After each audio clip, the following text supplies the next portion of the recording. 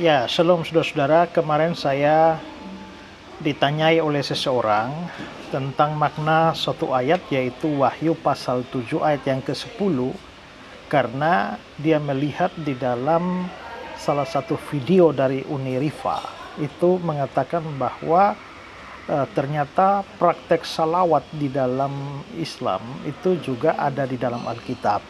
Nah, kita tahu bahwa salawat itu adalah semacam doa untuk kebaikan dan keselamatan dari umat Islam kepada nabi mereka, yaitu Nabi Muhammad.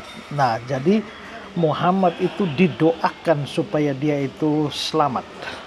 Nah, maka seringkali itu dijadikan argumentasi oleh orang-orang Kristen bahwa ya kalau nabinya saja belum selamat masih minta didoakan supaya diselamatkan, lalu bagaimana umatnya bisa diselamatkan.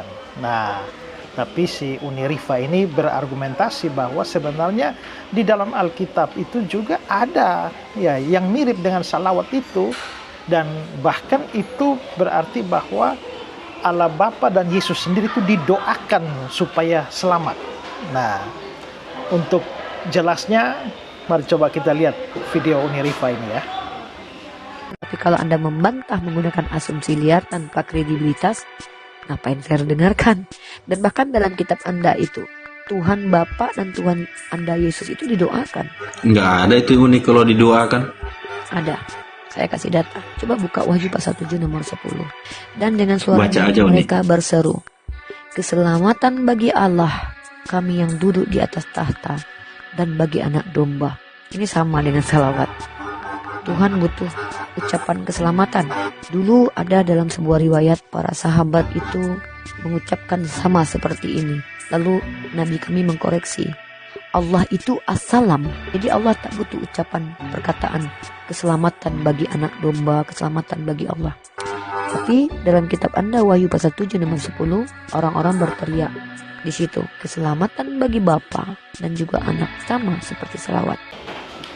Nah, jadi Unirifa menganggap bahwa salawat itu mirip dengan ayat di dalam Wahyu pasal 7 ayat 10.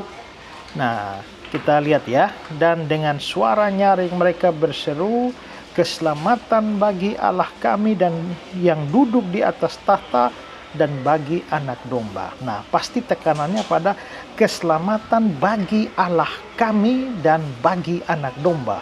Keselamatan bagi, jadi ini adalah semacam doa, semacam salawat untuk Allah Bapa dan juga untuk Yesus Kristus. Jadi Allah Bapa dan Yesus Kristus didoakan supaya mereka selamat.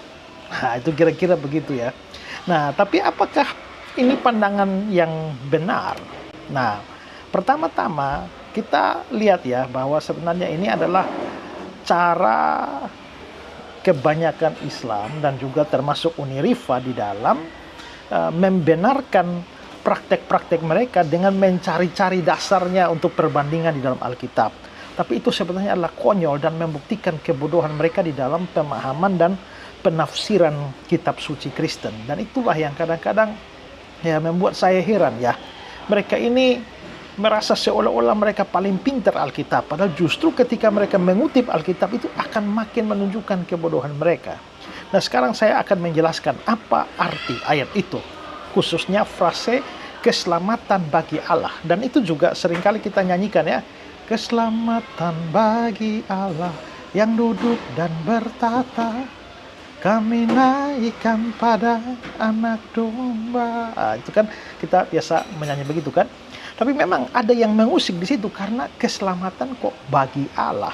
Seolah-olah Allah membutuhkan keselamatan. Allah perlu diselamatkan. Nah, apa makna dari ayat ini sebenarnya? Pertama-tama kita harus mengerti bahwa konteks dari ayat itu adalah konteks pujian dan penyembahan. Kalau kita melihat mulai dari ayat yang ke-9 ya. Kemudian daripada itu aku melihat sesungguhnya suatu kumpulan besar orang banyak yang tidak dapat terhitung banyaknya dari segala bangsa dan suku dan kaum dan bahasa berdiri di hadapan tahta, di hadapan anak domba, memakai jubah putih dan memegang daun-daun palem di tangan mereka. Dan dengan suara nyaring mereka berseru, keselamatan bagi Allah kami yang duduk di atas tahta dan bagi anak domba. Dan semua Malaikat berdiri mengelilingi tahta dan tua-tua dan keempat makhluk itu mereka tersungkur di hadapan tahta dan menyembah Dia sambil menyembah Allah sambil berkata, amin, puji-pujian dan kemuliaan dan hikmat dan syukur dan hormat dan kekuasaan dan kekuatan bagi Allah kita sampai selama-lamanya, amin. Nah, ini konteks pujian dan penyembahan. Nah, yang tidak dimengerti oleh Unirifa ini adalah kebudayaan Ibrani kuno di dalam pujian itu kepada Tuhan, sesuatu yang berasal dari Tuhan itu dikembalikan kepada Tuhan. Atau sesuatu yang diterima dari Tuhan itu dikembalikan kepada Tuhan dalam konteks pujian dan penyembahan. Misalnya, kalau saya mendapatkan kekuatan dari Tuhan, maka pada akhirnya kekuatan ini saya persembahkan kepada Tuhan, maka kekuatan bagi Tuhan. Itu artinya pengakuan bahwa saya dapat kekuatan dari Tuhan, sekarang saya kembalikan itu dan saya mau pakai kekuatan saya itu untuk Tuhan. Kalau saya dapat penghormatan dari Tuhan, maka sekarang saya akan balik itu kepada Tuhan, penghormatan bagi Tuhan. Nah, begitu juga kalau saya misalnya mendapatkan kesehatan. Kesehatan saya dapat dari Tuhan, maka saya mau pakai kesehatan saya bagi Tuhan, maka saya bilang kesehatan bagi Tuhan. Jadi pernyataan bagi itu bukan menunjukkan bahwa Tuhan membutuhkan hal itu, tapi bahwa itu pengakuan dari makhluk ciptaan untuk mengembalikan semua yang sudah Tuhan berikan kepada mereka bagi kemuliaan bagi Tuhan. Nah, dalam konteks itu harus dimengerti bahwa umat-umat yang percaya itu, yaitu orang-orang bangsa segala macam suku, bangsa, kaum, dan bahasa yang berdiri di hadapan tahta anak domba itu, mereka telah mendapatkan keselamatan dari Tuhan. Setelah mereka mendapatkan keselamatan dari Tuhan, nah itu mau dikembalikan dalam pujian kepada Tuhan. Maka dibilang keselamatan bagi Allah. Maksudnya keselamatan yang sudah Allah berikan kepada kita itu kita kembalikan bagi Allah, bagi kemuliaan Allah. Nah, itu sama seperti saya sakit lalu Tuhan sembuhkan. Setelah saya sembuh, saya bilang kesembuhan ini bagi Allah. Bukan berarti Allah sakit lalu butuh kesembuhan, tapi kesembuhan ini saya persembahkan bagi Allah. Kalau saya sudah sembuh, saya akan mempergunakannya untuk memuliakan Tuhan. Jadi itu maksudnya keselamatan bagi Allah. Nah, jadi itu bukan salawat seperti mendoakan Allah supaya Allah selamat seperti yang dikatakan oleh Unirifa yang hanya memamerkan kebodohannya. Jadi ini jelas bukan salawat. Ini berbeda dengan Islam yang mau salawat untuk Muhammad, mendoakan untuk keselamatan Muhammad. Allah atau Yesus Kristus tidak butuh doa untuk diselamatkan. Mereka sendiri adalah sumber keselamatan. Allah Bapa, Yesus Kristus, Roh Kudus, sumber keselamatan.